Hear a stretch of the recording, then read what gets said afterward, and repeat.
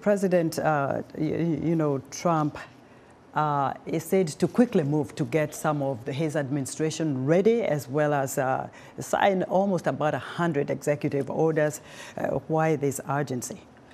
Well, I think they want to hit the ground running. The first time President Trump was elected, it took almost 40 some days to get his cabinet confirmed by the Senate. And as a matter of fact, today, I believe Marco Rubio and John Ratcliffe, who will be the CIA director, will be confirmed in the president's cabinet this afternoon.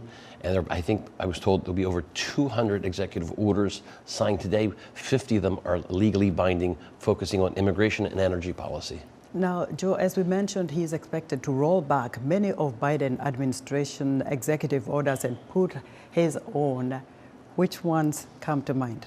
Well, I think probably the biggest two that we'll see today will be probably immigration, where they're going to be enforcing the border, and the second will be energy policy. As President Trump says, drill, baby, drill.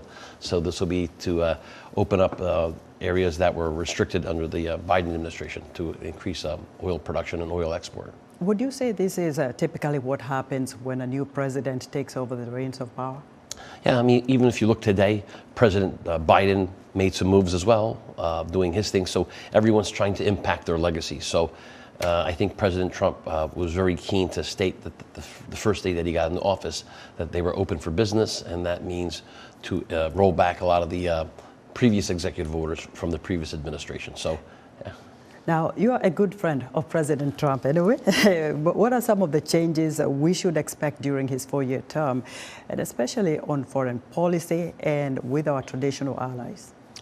Well, I think it'll be America first, sort of like his first tenure when he was president. I think prioritizing security, trying to avoid wars. Like under the first term that President Trump had, there were no really active war or engagements. I mean, there were some issues that were focused on terrorism, and I think the counterterrorism efforts from the president will be a very high priority when you look at his team around him.